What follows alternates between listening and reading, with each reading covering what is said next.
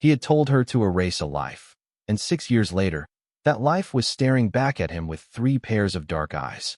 Before Damien Park understood why his hands had gone cold in the middle of St. Catherine's Children's Hospital, before he heard the nurse call out a name he hadn't heard in 6 years, before his past rose up in front of him wearing a thrift store coat and exhaustion in her bones, there was only the sharp smell of antiseptic, the hum of fluorescent lights, and one impossible sight at the end of the pediatric wing. Elise Carter was sitting on the floor beside a row of plastic chairs, her back against a pale blue wall, one arm curled protectively around a little girl asleep against her shoulder, while 2 boys stretched across the seats beside her under a worn gray coat that was much too thin for the November cold. The coat was tucked carefully around their sneakers, around their small legs, around every inch of them she could shield from discomfort, as if even inside a Manhattan hospital, she was still trying to keep the whole world from touching them.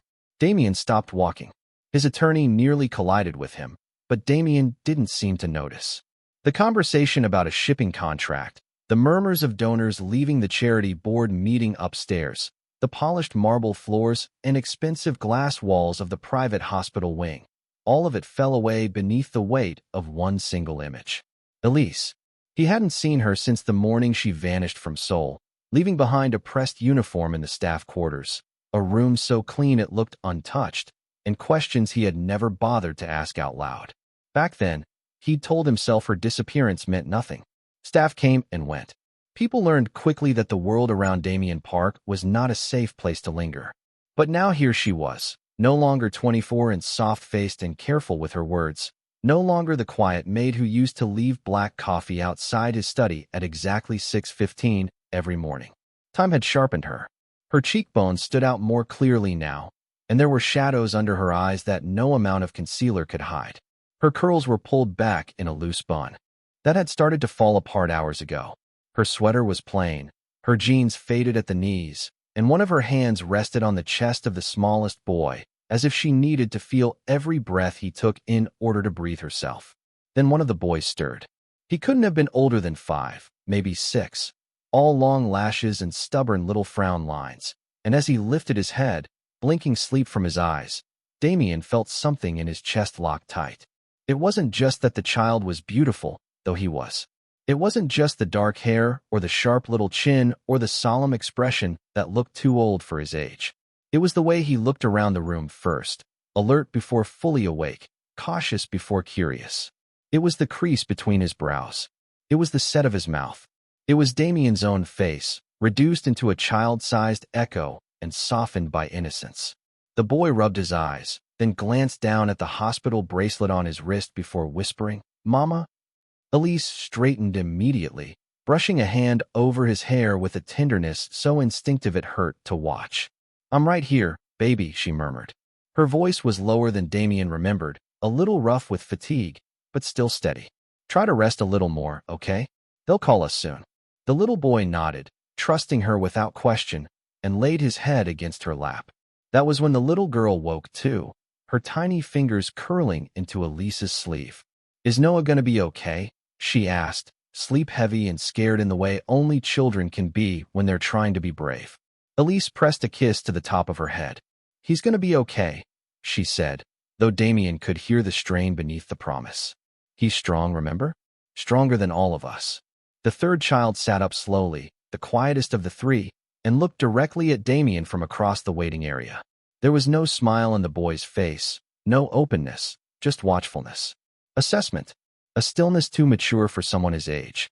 Damien had seen that expression in mirrors, in old photographs of his father, in men raised too close to power and too far from peace. The child narrowed his eyes slightly, as if trying to decide whether the tall man in the charcoal coat staring at his family was a threat. And in that instant, with hospital lights reflecting off polished floors and winter darkness pressing against the glass outside, Damien heard a sentence he had spoken years ago come back to him with brutal clarity. "I don't want a child. Get rid of it."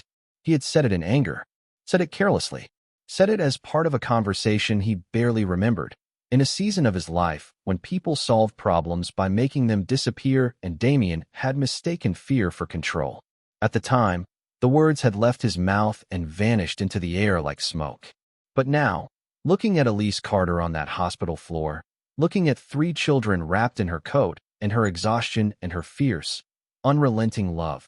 Damien understood with terrifying certainty that his words had not disappeared at all. They had lived. They had grown eyes and voices and little shoes lined up beneath plastic chairs. They had survived without him. A nurse pushed through the swinging doors with a clipboard in hand and scanned the room. "Elise Carter," she called. Elise rose too quickly, wincing as if every muscle in her body protested, but she still managed to gather the children close before answering. "Yes." The nurse smiled gently. "We're ready to take Noah for pre-op." Pre-op. The word landed like a strike to the ribs. Damien's gaze snapped to the smallest boy, the one asleep against Elise's lap, the one pale enough now that even from across the room Damien could see the bluish shadows beneath his eyes. "Noah." The little girl started crying quietly the moment she heard the word surgery, and Elise crouched down in front of all 3 children at once, somehow making herself a wall, a blanket, a home. "Listen to me," she whispered, cupping Noah's face between both hands. "You are the bravest boy I know. And when you wake up, I'm going to be right there, okay? Right there." Noah nodded, but his lip trembled. Elise kissed his forehead once, then twice, then smiled at him with a kind of courage Damien had never seen in boardrooms, never seen in negotiations, never seen in any room ruled by money or men. It was the courage of someone who was terrified and had decided terror didn't matter because love mattered more. Damien had built an empire on being the man nobody could corner, the man nobody could surprise, the man who always saw weakness before it could reach him. But nothing in his life had prepared him for the sight of Elise Carter leading 3 children toward a surgery ward, one hand gripping a hospital bag with frayed handles, the other wrapped around a little boy who had his eyes. And as she passed him without looking up, without recognizing him yet, Damien Park understood something with a clarity so cold it nearly stopped his breath. 6 years ago, he had walked away from a possibility as if it were an inconvenience. Tonight, in the middle of a children's hospital, that possibility had a name, a heartbeat, and 2 siblings clinging to their mother's hands. And for the first time in a very long time, Damien felt not powerful, not angry, not in control. Just late. Damien did not follow Elise through the double doors. He stood exactly where she had passed him, one hand still hanging at his side, his pulse moving too hard beneath skin that had gone suddenly cold. Around him, the hospital kept breathing in its quiet, expensive rhythm. Nurses crossed the polished floor in soft-soled shoes. An older couple whispered over paper cups of coffee near the elevators. Somewhere down the hall, a child laughed at something on a tablet, the sound bright and innocent in a place built to hold fear gently. But Damien heard almost none of it. He was still looking at the empty stretch of hallway where Elise had disappeared with the boy called Noah and the 2 children who had watched him like they already knew he did not belong near their mother. His attorney said his name once, then again, more cautiously the second time. Damien did not answer. He only reached into the inside pocket of his coat, pulled out his phone, and stared at the black screen for a beat before unlocking it. There were a dozen people he could have called. Men who handled money, men who handled secrets, men who could produce a complete history on any person in less than an hour. But his thumb hovered over the screen without pressing a single number, because the truth had already started forming in his mind with a shape he did not want to touch. Elise Carter, Noah, Nova, and Nash Carter. No father listed. The smallest boy waiting for surgery. The oldest one staring like a bodyguard in a child's body. The little girl with Elise's mouth and Damien's eyes. It was too much to dismiss and too dangerous to believe too quickly. He lifted his head when the hospital doors slid open and cold Manhattan air spilled into the lobby. Outside, the city was wrapped in late November gray, with traffic inching past under wet streets and a sky that looked like it had forgotten how to be morning. 6 years earlier, Seoul had looked almost the same on the day Elise vanished. Damien remembered that with a clarity that irritated him now, because at the time he had treated it as a minor inconvenience. A housemaid had quit without notice. Mrs. Han, the senior housekeeper, had apologized over breakfast and assured him a replacement would be found before the weekend. Damien had nodded, taken a call, and moved on with his day. That was the kind of man he had been then, a man who had trained himself not to linger over anyone who occupied the edges of his life. But memory was a cruel editor. It did not preserve people in the order Damien wanted. It brought back the things he had ignored. Elise moving quietly through the penthouse before sunrise, opening curtains to let pale winter light into rooms that felt too large for one man. Elise kneeling beside the espresso machine in the kitchen, repairing a loose panel herself because she knew Damien hated strangers in his private space. Elise placing a cup of coffee on the corner of his desk without interrupting a meeting, somehow always knowing when he needed silence more than conversation. She had never been loud, never dramatic, never careless. If anything, Elise Carter had seemed almost determined to take up as little room in the world as possible, which was why the memory that came next unsettled him most. One night, late, after a storm had knocked out power across half the district, Damien had come home with rain still clinging to the shoulders of his coat and found Elise in the kitchen under emergency lights, sitting on the counter with her bare feet tucked under her, reading from a paperback while waiting for the generator to stabilize. She had looked up when he entered, startled but not frightened, and for one strange second the whole penthouse had felt less like a fortress and more like a home someone actually lived in. Damien had asked what she was reading. Elise had held up the book with an embarrassed smile and said, "A used copy of Little Women. It cost me $2, so I figured I should finally see what all the fuss is about." He had laughed then, quietly, despite himself, and asked whether it was worth the $2. "Not yet," she had said, and the smile had widened just enough to show the dimple he had forgotten until this exact moment. "But I am hopeful." Hopeful. Damien shut his eyes for half a second, jaw tightening. He could remember that smile, but not the last words he had said to her. He could remember the title of a $2 book, but not whether Elise had looked afraid on the day she left. That was the part pressing at him now, harder than anger, harder even than shock. Somewhere between the woman in Seoul who used to iron his shirts in silence and the woman on the hospital floor in Manhattan, an entire life had happened. 3 children had been born. One of them was about to go into surgery. And Damien Park, who missed nothing that threatened his business, had missed all of it. His phone buzzed in his hand. A message from his attorney asking whether the board dinner should be canceled. Damien looked up toward the pediatric wing again, toward the doors Elise had passed through without seeing him, and typed only 4 words in reply. "Cancel everything." Then he opened his contacts and called the one man he trusted to tell him the truth, even when the truth had teeth. "Min," Damien said when the line connected, his voice lower than usual, almost unrecognizable to his own ears. "I need everything you can find on Elise Carter. And I need it now." Min called back 43 minutes later, and by then Damien had not left the hospital. He had moved to a quieter waiting area 1 floor. Above pediatric surgery, but quiet was a generous word for a place where fear sat in every chair and hope came out of vending machines and paper coffee cups. He stood by the window overlooking the East River, his untouched espresso cooling beside him, when his phone vibrated. "I found her," Min said without preamble, his voice flattened into the careful tone he used when facts were sharp enough to cut. Elise Carter, 30 years old, born in Baltimore, raised in Chicago after her mother remarried. She came to Seoul on a temporary work visa through a domestic staffing agency contracted to your household management company. She left South Korea 6 years ago, 2 weeks after resigning from your residence. Damien stared out at the gray water below. Why did she resign? There was a pause on the line, not long, but long enough to tell him Min had already found something Damien was not going to like. She did not resign in the normal sense, Min said. She cleared out her room overnight, withdrew almost everything from her Korean bank account, and booked a one-way flight to New York under her own name. She was seen at a women's clinic in Seoul 9 days before she left. Damien's grip tightened around the phone. What kind of clinic? Obstetrics. The words settled into Damien's chest with a weight that was somehow both expected and devastating. He closed his eyes, and for one dangerous second he saw Elise again, not as the exhausted mother in the hospital corridor, but as the woman she had been in Seoul during those final weeks. She had looked tired, he realized now. Tired in a way he had dismissed as ordinary. There had been one morning when Mrs. Han mentioned Elise was not feeling well and had asked to switch from the breakfast shift to laundry duty. Damien had barely looked up from his laptop. Another night, he had come into the kitchen after midnight and found the trash can lined with ginger tea wrappers and saltine cracker sleeves.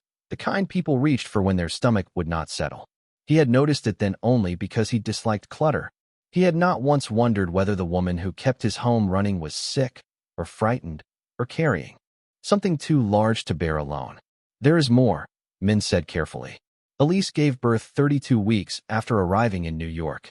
Triplets, 2 boys and 1 girl, all delivered prematurely at St. Catherine's. Noah Carter, Nova Carter, Nash Carter. No father listed on any of the birth certificates. Damien sank into the nearest chair as if his knees had made the decision for him. Across from him, a little boy in Spider-Man pajamas slept with his head on his grandmother's lap, and the sight made the next sentence hit even harder. Noah has a congenital heart condition, Min continued. Nothing catastrophic, but serious enough that he has had repeated follow-up care since infancy. Nova has a history of asthma. Nash was in speech therapy for almost 2 years after developmental delays connected to prematurity. Elise worked multiple jobs while they were growing up. Night cleaning, catering, braiding hair out of her apartment, part-time reception work at a dental office. She has no criminal record, no financial support from any partner, no evidence she was ever married. Damien pressed the heel of his hand against his mouth. The details were arriving one after another like small, merciless proofs of absence. First steps he had not seen. Hospital bills he had not paid. Winter coats he had not bought.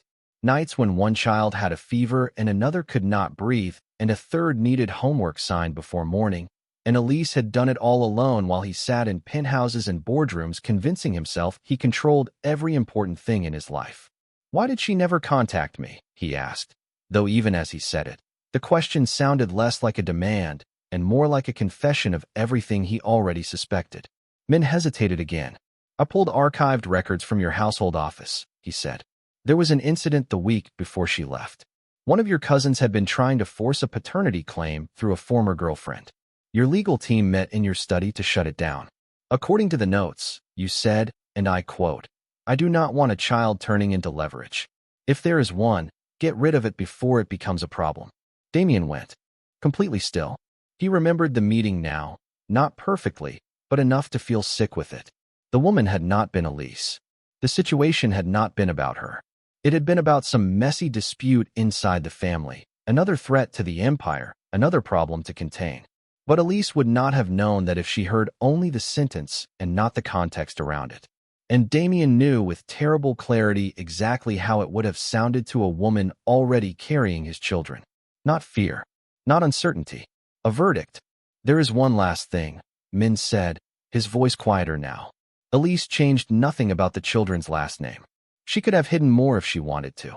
She did not. It looks less like she was trying to erase you and more like she was trying to survive without asking anything from you. Damien looked through the glass wall toward the pediatric floor below, where somewhere beyond his line of sight Noah Carter was being prepared for surgery by strangers in scrubs, while Elise probably sat with her hands clasped so tightly her knuckles turned white. She had heard one sentence from a man with too much power and too little humanity, and then she had built an entire life around protecting 3 children from the damage of that sentence. He had once thought cruelty was always loud, something obvious, something done with intention. But sitting there in the hospital with Min's report open on his phone and 3 children carrying his face somewhere down the hall, Damien understood the quieter kind at last. Sometimes cruelty was a careless remark from a powerful man. Sometimes it was failing to notice the woman standing close enough to hear it. And sometimes it took 6 years, 3 children, and a hospital bracelet to realize that one sentence had changed 4 lives while the man who said it kept living as if nothing at all had happened. Damien did not remember walking back down to pediatric surgery. One moment, he was in the upstairs waiting area with Min's report glowing cold in his hand, and the next he was standing outside a set of frosted glass doors, staring at the red light above them, as if he could force it to change by sheer will. The hallway smelled faintly of lemon disinfectant and coffee gone stale.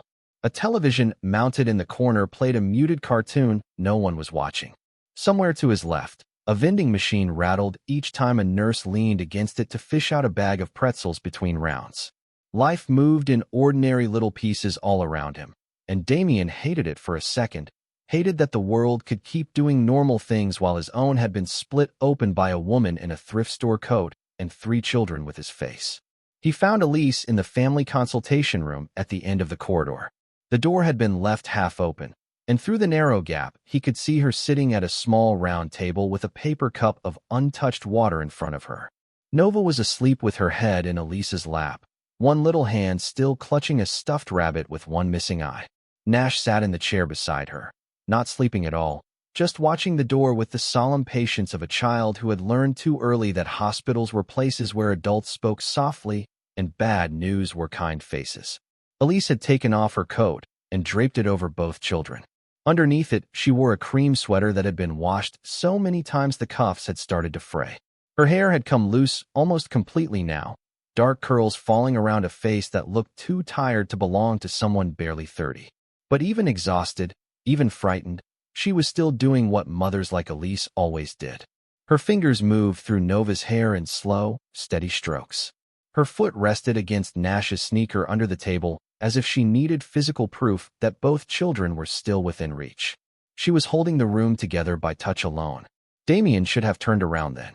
He should have left, given her one more hour of peace before the past came crashing through the door in his expensive coat and carefully polished shoes.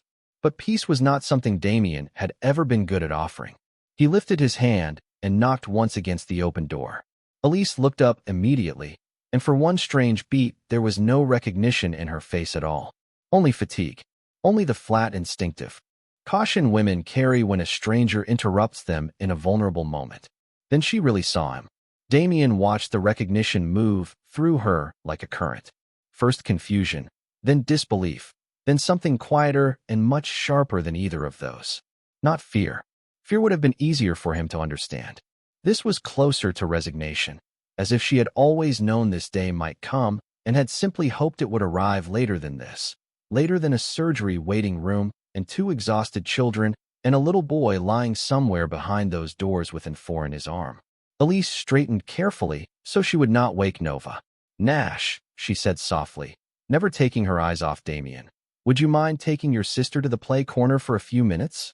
Nash looked from Damien to his mother, and whatever he saw in her face made him stand without argument. He was so small to be carrying that much seriousness. He slid off his chair, gently tugged Nova awake, and led her out of the room with the rabbit dangling from her hand. Only when they disappeared around the corner did Elise rise. She did not come closer. She stayed on the other side of the table, one hand still resting on the back of the chair, as if she needed something solid to hold. "I was wondering how long it would take," she said. Her voice was calm, but it was the kind of calm that had cost her something. Damien had heard that tone before in boardrooms, from men who knew they were cornered and had decided dignity was the last thing no one could take from them. Hearing it from Elise felt worse. "You knew I would find out," he said. It was not accusation. It came out rougher than that, almost like a question. Elise gave a small, humorless smile. "I knew eventually the world would get small enough for you to walk back into it." Her eyes flicked toward the surgery doors, then back to him. "I just did not expect it to be today." Damien looked at the empty paper cup on the table, at the tiny backpack by the wall with cartoon planets on the zipper, at the stack of coloring pages Nash had left behind. Evidence of a life. Evidence of years. "Noah is my son," he said, quietly. "Nova and Nash too." Elise's face did not change, but her fingers tightened on the chair back. "You do not get to come in here and start making declarations because you finally noticed them," she said. The words were not loud. They did not need to be. Damien had spent years around people who tried to wound each other with volume, but Elise had chosen something far more effective. Precision. "I know what men found," she continued. "I know how men like you work. A phone call, a report, a neat little summary of 6 years reduced to bullet points." She took a breath, and for the first time her voice thinned at the edges. "What that report cannot tell you is how many nights Noah slept sitting up, because lying flat made it harder to breathe. It cannot tell you how many times Nova needed a nebulizer at 3 in the morning, or how Nash stopped talking for months after the NICU, because hospitals made him shut down. It cannot tell you how many jobs I worked, or how many times I smiled at my children after crying in the bathroom so they would not see it." Damien opened his mouth, but Elise cut him off with a look so steady it pinned him where he stood. "You do not know them," she said. "You know blood. That is not the same thing." The room went silent except for the faint squeak of sneakers in the hallway outside. Damien had no practiced answer for this. No contract, No negotiation, no clean way to talk himself out of the shape of his own absence. He looked at her, really looked at her, and saw the 6 years written everywhere now. In the exhaustion beneath her eyes. In the careful way she kept glancing toward the surgery doors while still forcing herself to face him. In the way she stood between him and the memory of her children even when those children were not in the room. "Why did you not tell me?" he asked finally. Because it was the question that had been tearing at him since men said the word obstetrics, since the truth began to take shape. Elise stared at him for a long moment, and when she answered, her voice was so soft it was almost merciful. "Because I heard you the first time." Elise's words stayed in the room long after she said them. "Because I heard you the first time." Damien had spent most of his adult life in rooms where silence meant strategy, where people went quiet because they were calculating angles or waiting to see who would fold first. This silence was different. It was not tactical. It was the kind that settled after truth had already done its damage and there was nothing left to defend without sounding smaller than before. Elise looked away from him first, but not because she was yielding. She looked away because the surgery doors had opened down the hall and every part of her body reacted at once, shoulders tightening, chin lifting, breath catching so quickly it was almost soundless. A nurse stepped into the corridor with a clipboard, speaking to another family, and the tension in Elise's face eased by half an inch. Even relief looked tired on her. Damien watched her sink back into the chair, as if she had forgotten for a moment that her own legs needed rest. On the table beside her sat the paper cup of water, still untouched, and a gallon-sized freezer bag filled with snacks from home. Crackers, apple slices turning faintly brown at the edges, 2 juice boxes, and a peanut butter sandwich cut neatly into triangles. The kind of bag someone packed at dawn because hospital food was expensive and children got hungry at the worst possible times. Damien stared at it for a second longer than he meant to. Elise noticed. "Nova refuses cafeteria peanut butter," she said flatly, as if the explanation was only for the bag and not for the whole shape of her life. "She says it tastes like cardboard and sadness." Damien almost smiled before he remembered he had no right to. "That sounds like something you would say." Elise gave him a look that carried no warmth, but there was history in it, and history was more than he deserved. "No," she said. "That sounds like a 6-year-old who has had to eat too many things out of vending machines." The sentence landed softly and still managed to bruise. Damien lowered himself into the chair across from her without asking, moving carefully, as if any sudden motion might send her standing again, and he was not ready for the door to close between them yet. "Tell me what happened," he said. "Not because I am owed it. I know I am not. But because I need to understand." Elise let out a slow breath and folded her hands together in her lap. Her fingers were dry from winter and overwashed from years of soap and sanitizer, the nails clipped short, one knuckle darkened with an old scar. "Working hands. Mother's hands. Understanding is a luxury," she said. "I was a little too busy surviving for that." Damien did not argue. Elise stared at the table for a long moment, then finally began, her voice even and low, as if she had told herself this story enough times in the dark that emotion had to be rationed if she wanted to get through it. She told him about the clinic in Seoul, about the doctor smiling gently before explaining that there were 3 heartbeats instead of 1, and how the room had tilted so hard she had to grip the edge of the exam table to stay upright. She told him she had walked home in freezing rain with the ultrasound envelope tucked inside her coat because she could not bear to put something so fragile in her bag next to grocery receipts and subway fare. She told him she had spent 3 nights sitting on the floor of her tiny staff room staring at those grainy black and white images, whispering to 3 children smaller than plums that she had no idea how to be enough for even one of them, let alone all 3. Damien listened without moving. The details came in plain language, which somehow made them hurt more. No dramatic pauses. No self-pity. Just facts laid down one after another like stones across a river. Then Elise told him about the second thing she overheard after his meeting, the conversation that mattered even more than the words he had said.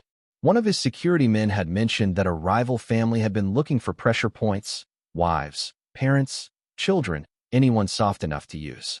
Damien remembered that week now with sudden sick clarity. He remembered dismissing half his staff early and doubling security on the building. He remembered telling everyone it was temporary. He had not remembered Elise standing close enough to hear any of it. That was the moment I stopped thinking about whether you would want them, she said. It became about whether they would survive being yours. Damien looked up sharply. Elise held his gaze. You want the truth? She asked. I was not just afraid of your answer. I was afraid of your world. I had seen enough by then to know that men like you do not get to have children in peace. Everything around you was power, money, secrets, people watching, people wanting, people waiting for one weakness. I was not going to bring 3 babies into that if I had any other choice. She swallowed once, and when she spoke again her voice softened, not for him, but for the memory of the woman she had been. I left because I knew what fear sounded like when it came out of your mouth. And I left because I knew what danger looked like when it wore one of your suits. Damien sat very still, hands clasped so tightly the tendons in his wrists stood out beneath his cuffs. There it was, not just the wound of his words, but the full indictment of the life he had built around them. Elise had not run because she was dramatic or vindictive or trying to punish him. She had run because from where she stood, carrying 3 unborn children and hearing threats drift through penthouse walls, Damien Park was not a man. He was a storm system with a custom watch and a private elevator.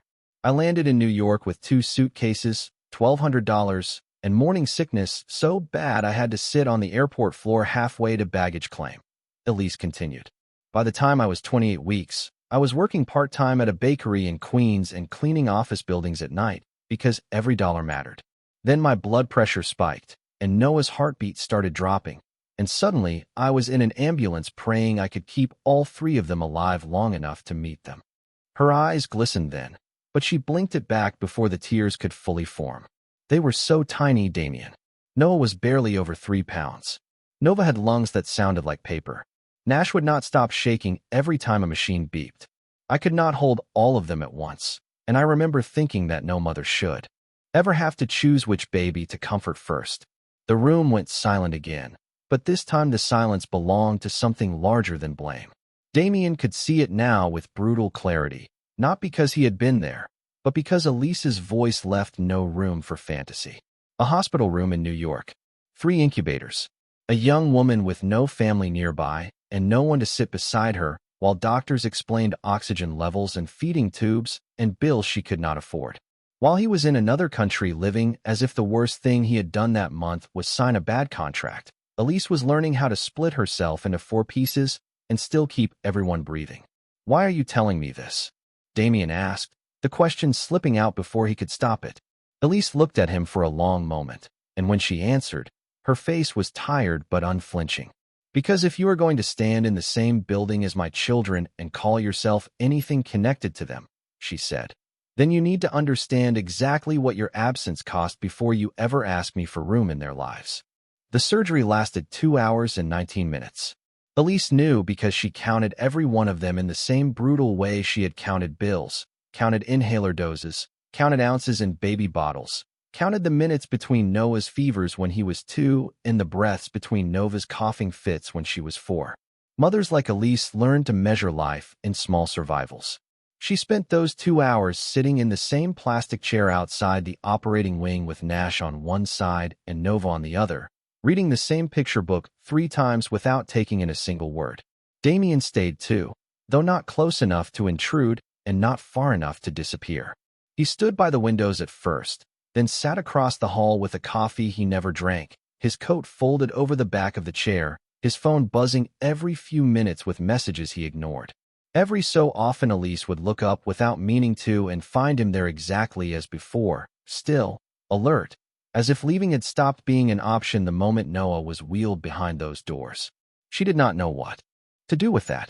Part of her wanted him gone simply because his presence made the air heavier. Another part, the exhausted animal part of her that had spent 6 years carrying every emergency alone, registered something she did not want to admit even to herself. For the first time in a long time, if a nurse came out with bad news, there would be another adult in the room to hear it too. That thought angered her enough to make her straighten in her seat. She did not want comfort from the man whose absence had shaped half her life.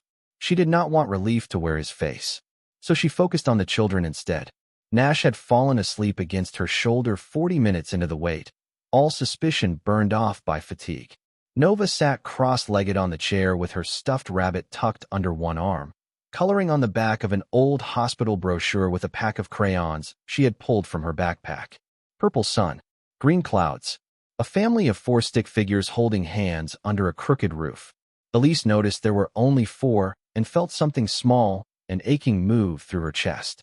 Before she could ask, Nova held up the drawing toward her with a sleepy smile. "This one is us at home," she said. "Noah is the tall one because he always says he is going to be 6'3". Elise smiled despite herself and kissed the top of her daughter's head. "That would be impressive for a first grader." Nova nodded solemnly, then glanced across the hall toward Damien. Children had a way of noticing the thing adults most wanted to hide. "Mom," she whispered, leaning closer. "Why does that man keep looking like he forgot how to breathe?" Elise stilled. The question was so innocent and so sharp at the same time that it almost hurt. She smoothed a curl away from Nova's forehead and chose her words carefully. "Because hospitals make grown-ups scared too," she said. It was not the whole truth, but it was not a lie either. Nova seemed satisfied with that and returned to her coloring, but Damien had heard. Elise knew he had because when she looked up again, he was already watching Nova with an expression she could not read at first. It was not ownership, not pride. It was something rawer than both, something closer to grief. As if each tiny ordinary thing the children did was showing him the shape of years he had not been there to witness. A nurse finally emerged just after 3 in the afternoon, and the entire hallway seemed to hold its breath with Elise. "Family of Noah Carter," the nurse called gently. Elise was on her feet before the last word left the woman's mouth. Damien stood too, but stopped himself almost immediately, catching the motion as if he had no right to complete it. The nurse smiled, the kind of smile hospital staff learned to wear when they carried relief carefully so it did not sound careless. "He did great," she said. "Everything went smoothly. He is waking up now, and you can see him in recovery in a few minutes." Elise pressed a hand over her mouth, and for the first time that day her composure cracked. Not dramatically, not loudly, just one sharp inhale, one bend at the shoulders, 1 second where 6 years of held breath finally escaped her body. Nash woke instantly and wrapped his arms around her waist. Nova clung to her leg. Elise crouched down to gather both of them close, tears slipping free before she could stop them. "He is okay," she whispered into their hair, as if saying it aloud might make it more real. "He is okay, baby. Your brother is okay." Across the hall, Damien looked down and away, giving her privacy even in relief, and that small act unsettled Elise more than if he had stepped forward. A man like Damien was built to take over rooms, not retreat from them. Yet when the nurse asked who would be going back to recovery, he did not move. He only looked at Elise and waited. The choice was hers. That, more than anything, reminded her that the man in the hallway was not exactly the one she had fled in soul. He might still be dangerous in all the old ways, but he was learning a new kind of helplessness now, and it sat on him strangely. Elise followed the nurse to recovery with Nova's rabbit tucked under one arm and both children holding onto her free hand. Noah looked so small in the hospital bed that her heart nearly gave out at the sight of him. His lashes rested pale against his cheeks, and tape held the edge of his fore in place, but when she touched his forehead his eyes fluttered open. "Mom," he whispered. "I am here," Elise said instantly, brushing a kiss over his temple. "I am right here." Noah blinked slowly, still foggy from anesthesia, and then his gaze drifted past her shoulder to the doorway. Damien had not crossed into the room, but he was visible through the cracked door, standing in the hall with one hand braced against the frame, as if even that small distance mattered. Noah stared at him for a moment in groggy confusion. Then, with the unfiltered honesty only children possess, he looked back at Elise and murmured, "He looks like me." The room went still. Elise's hand froze against Noah's hair. Nova turned from the foot of the bed to stare at the doorway. Nash said nothing, but his eyes narrowed in the exact same way Damien's had the first time she saw him evaluate a threat. And outside the room, Damien Park stood absolutely motionless, as if a 5-year-old boy with a weak voice and a hospital bracelet had just done what no adult in 6 years had managed to do. He had spoken the truth out loud where everyone could hear it. Noah's words hung in the recovery room with a force far bigger than his small voice. "He looks like me." There was no accusation in it, no drama, no understanding of the history sitting behind that simple observation. It was just a child noticing a resemblance the way children noticed rain on windows or missing buttons on a coat. But for the adults in the room, it landed like a door opening that could never be shut again. Elise turned her head slowly toward the doorway where Damien still stood, tall and silent against the pale hospital wall, one hand braced on the frame as if the room itself had become unsteady beneath him. For a moment, he did not look like the man who had built an empire out of control and caution. He looked like someone who had just been seen too clearly by the one person he had no defense against. Noah blinked drowsily, his eyes drifting between Damien and Elise, as if waiting for someone to explain why the air had changed. Elise forced her face back into softness and brushed a hand over his forehead. "You need to rest, baby," she whispered. "We can talk later." Noah nodded, already slipping back toward sleep, but Nova had gone very still at the foot of the bed. Nash, who rarely missed anything once his mind locked onto it, stepped closer to his brother's bedside and then looked at Damien with the same guarded intensity he had worn all day. "Mom," he said quietly, "who is he?" It was the question Elise had spent 6 years outrunning, and hearing it in Nash's voice made her chest tighten so hard she had to steady herself against the side rail of Noah's bed. She had always known this moment would come one day. She had just imagined it happening in a calmer place, at a kitchen table maybe, with cereal bowls still in the sink and enough time to choose her words carefully. Not in a recovery room with hospital monitors humming softly and one child still waking from surgery. Damien took one step back from the door, as if trying to make himself smaller, less intrusive, but there was no shrinking a truth once children had already reached for it. Elise inhaled slowly and looked at her 2 standing children, at Nova clutching the rabbit to her chest, and Nash watching every flicker of her expression. "He is someone I knew a long time ago," she said. It was not enough, and all 4 of them knew it. Nash's brows drew together. That is not what Noah meant. The room went quiet again. Elise had never lied to her children, not about the things that mattered. She simplified, she softened, she waited until they were old enough to understand, but she did not lie. It was one of the few promises she had made herself when they were babies in the neonatal unit, and she had nothing else to offer but truth and presence. Damien seemed to understand that too, because when he finally spoke, his voice was lower than before, careful in a way Elise had never heard from him 6 years ago. "Your brother is right," he said, keeping his eyes on the children rather than on her.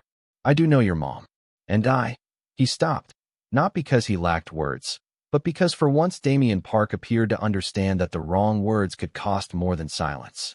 Elise saw him swallow, saw the conflict move across his face, and for the first time she realized this was not easy for him either.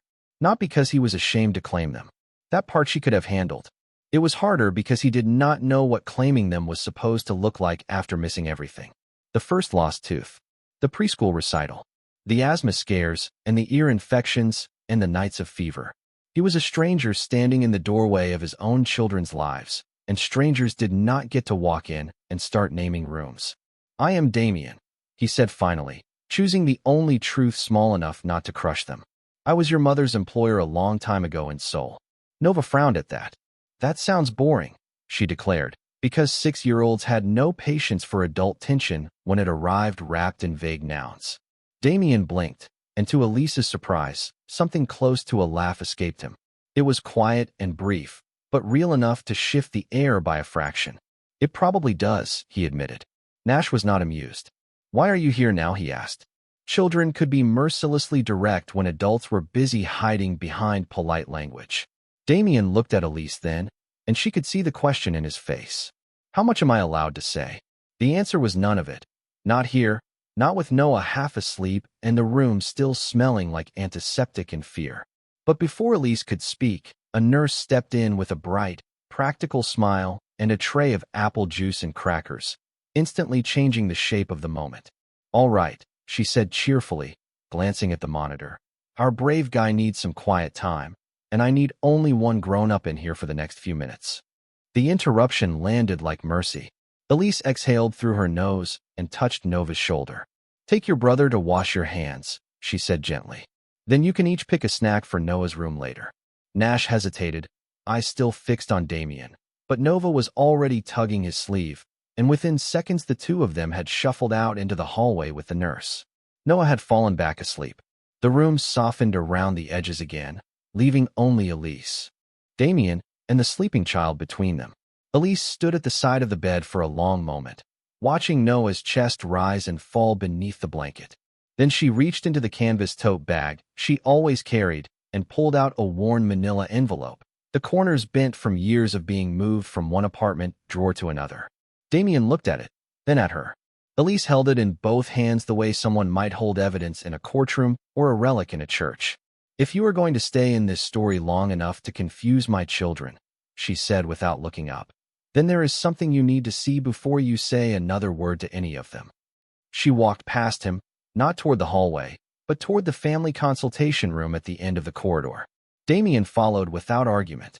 Inside, Elise closed the door, set the envelope on the round table between them, and slowly emptied it. First came 3 grainy ultrasound photos, the kind hospitals print on flimsy paper that fades at the edges with time. Then a stack of medical bills with red stamps across the top. A discharge summary from the neonatal intensive care unit. A past due rent notice from an apartment in Queens dated 4 years earlier. A pharmacy receipt for inhaler refills. And finally, folded smaller than all the rest, a single sheet of white paper gone soft at the creases from being opened too many times. Elise unfolded it carefully and slid it across the table. Damien stared at the handwriting he recognized instantly, because it was his own. A note jotted during that meeting in Seoul, words written in his impatient block letters for legal staff to act on later. "If there is a child, get rid of it before it becomes a problem." The room went completely still. Damien did not touch the paper. He only looked at it, as if it might burn through the table. Elise's voice, when it came, was quiet enough that it made the words on the page feel even louder. "That is what I had in my pocket when I got on the plane to New York," she said. "So if you want to understand why I never called, why I never came looking for money, why I built an entire life around keeping those children away from your world, do not start with blood. Start with that." Damien did not speak for a long time. He stood on one side of the consultation room table with both hands braced against the edge, staring down at the page as if the words might rearrange themselves into something less unforgivable if he looked hard enough. But they did not change. They stayed there in his own handwriting, blunt and careless and devastating in a way only old cruelty could be when it had been preserved long enough to meet the consequences it created. Elise watched him without satisfaction. There was no victory in this room for her. No pleasure in finally forcing him to see what she had carried across an ocean in a manila envelope alongside ultrasound photos and unpaid bills. This was not revenge. Revenge would have required spare energy, and Elise had spent all of hers on rent, inhalers, school lunches, and keeping 3 children alive long enough to become loud, opinionated little people with favorite cereals and bedtime routines. What sat between them now was not revenge. It was evidence. Damien finally reached for the paper, but only with 2 fingers, like touching it directly would make the words sink deeper into his skin. His jaw flexed once. "I wrote this for legal staff," he said quietly, though even he sounded ashamed of how weak that explanation was. "It was not about you." Elise folded her arms across her chest, not defensive, just cold from the hospital air and tired of hearing context used like bleach on stains that never really came out. "I know that now," she said. "I did not know it at 24, in a staff room the size of a closet, holding an ultrasound with 3 heartbeats on it, and listening to security talk about children like they were liabilities." Damien closed his eyes for a second. "Elise, no," she said, not loudly, but with enough steel that he stopped. "You do not get to use my name like we are standing in the middle of a misunderstanding. We are not. I heard what I heard. I saw what I saw. And then I made decisions based on the only information I had, which was that the father of my children had more power than conscience and lived in a world where innocence could be turned into leverage." She tapped one finger against the pile of papers on the table. "These are the things that raised your children, Damien. Not you. Not your money. Not your name. Bills and bus rides and double shifts and prayers whispered in emergency rooms." He looked up at her then, really looked, and Elise could almost see the old architecture of him shifting under the weight of what she was saying.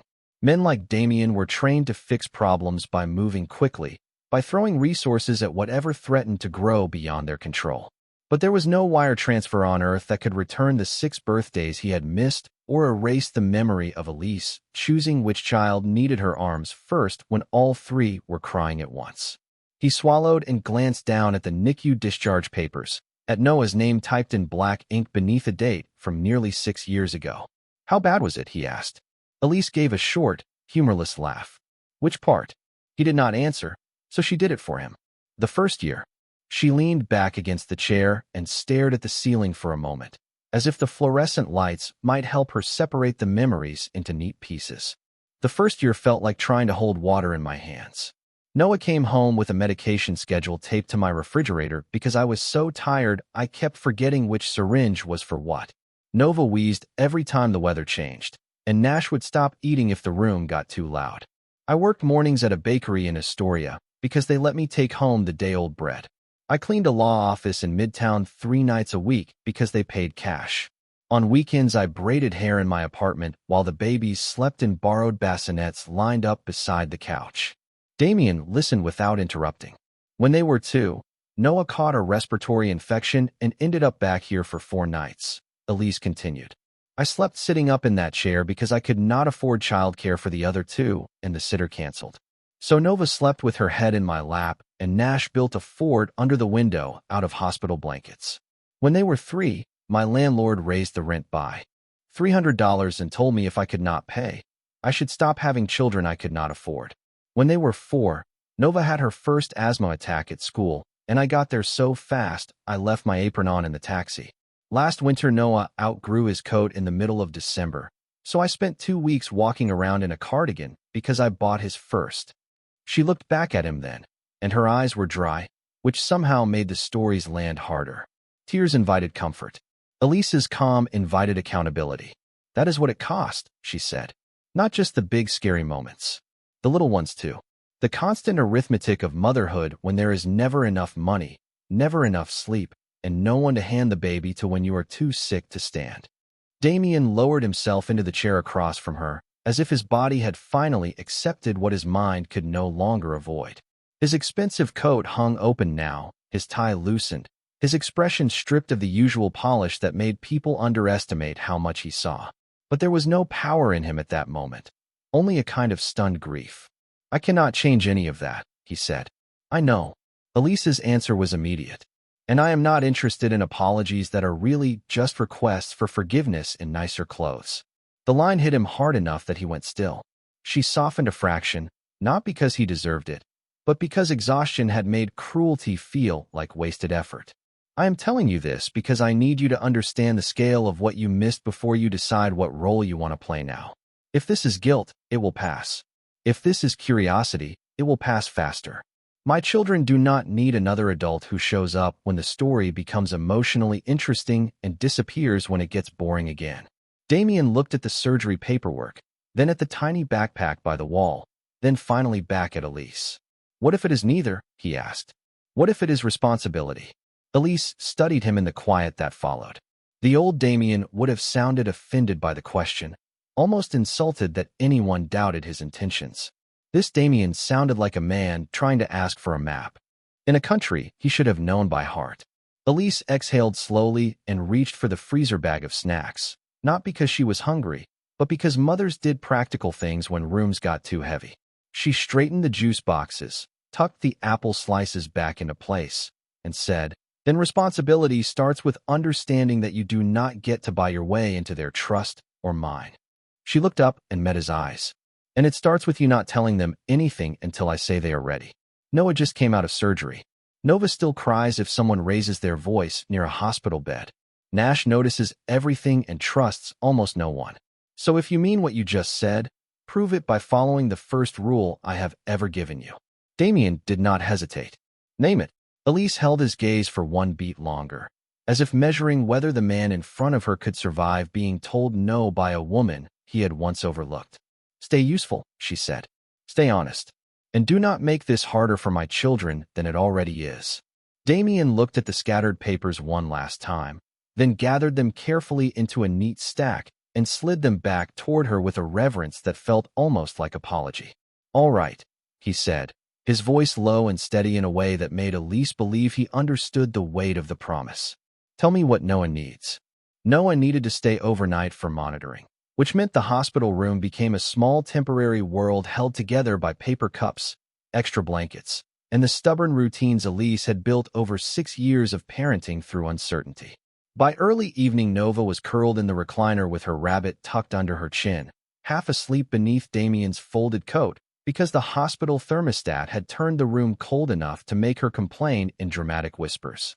Nash sat on the windowsill with a juice box and a chapter book, pretending to read, while watching everything at once the way he always did when life felt unstable. Noah, pale but awake now, kept blinking at the heart monitor like it was a personal insult. "It sounds bossy," he muttered, and Elise laughed for the first time that day, a small, surprised laugh that slipped out before she could stop it. "You sound like your sister," she said, smoothing the blanket over him.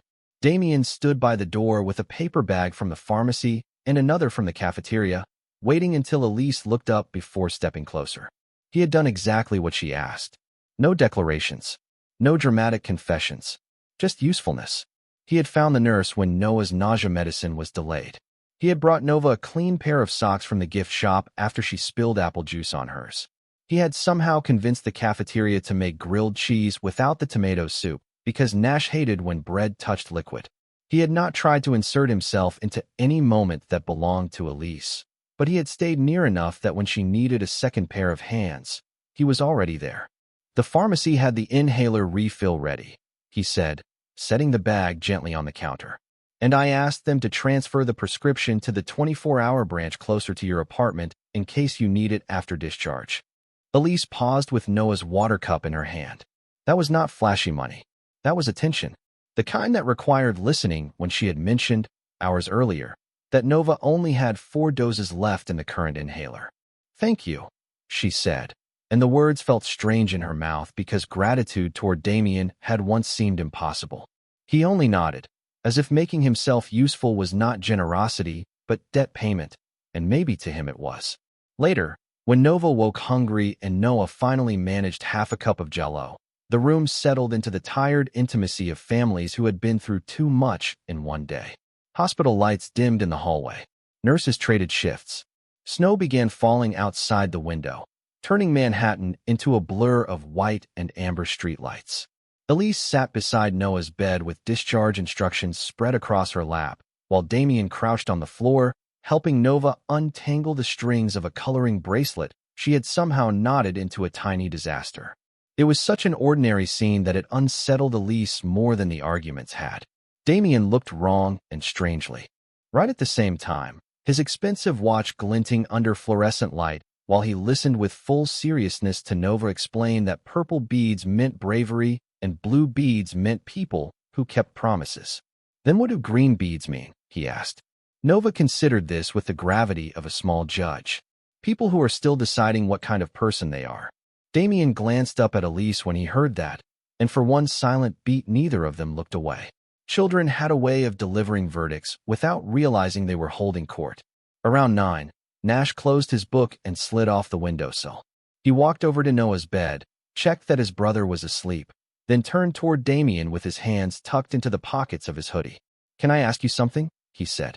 Damien straightened from the floor slowly, as if he understood that whatever came next mattered more than most business deals he had ever closed. "You can ask me anything." Nash nodded once, but there was no softness in his face. He had Elise's self-control and Damien's eyes, a combination sharp enough to make grown men careful. "If someone was mean before," he said, choosing each word with the precision of a child who had spent years listening harder than adults realized, "but now they keep showing up and helping, does that mean they changed? Or does it just mean they are late?" The room went completely still. Even the monitor beside Noah's bed seemed suddenly louder. Elise's fingers tightened around the discharge papers in her lap, but she did not rescue Damien from the question. She could have. She could have redirected Nash, told him it was too late for heavy conversations, reminded him that Noah was sleeping. But this was the kind of truth Damien needed to face without a translator. He looked at Nash for a long moment, and when he answered, his voice was lower than Elise had ever heard it. "I think it can be both," he said. "I think sometimes people are late because they were selfish, or afraid, or too blind to understand what they were doing. And I think if they are lucky, They get one chance to stop being that person. But being late does not erase the hurt. It just means the only honest thing left is to keep showing up and hope, over time, that the people you hurt decide you are worth believing. Nash studied him with that same solemn, unsettling stillness. "So you were late," he said. Damien did not flinch. "Yes," he answered. "Very." Nash nodded as if filing the information away for later and climbed into the recliner beside Nova without another word. It was not forgiveness. It was not acceptance. But it was the first crack in the wall where an answer had been allowed to exist. Elise looked down at Noah sleeping under the soft hospital blanket, at Nova's bracelet of purple and blue and undecided green, at Nash curled protectively beside his sister, and finally at Damien standing in the middle of the room with no shield except honesty. He looked exhausted, not physically, though there was that too, but morally, as if the weight of finally seeing his own failures had settled into his bones. For the first time since Seoul, Elise did not see a storm when she looked at him. She saw a man standing in the wreckage of his own choices, trying to learn how to build something gentler with the same hands that once only knew how to control. She rose from the chair, crossed the room quietly, and took the coat he had draped over Nova earlier. "You should go home," she whispered. Damien shook his head. "Not tonight." Elise glanced at the children, then back at him. "You have a board, a company, a life." Damien's mouth curved into something too tired to be called a smile. "Tonight this is the life I am answering to." Elise stared at him, searching for performance and finding none.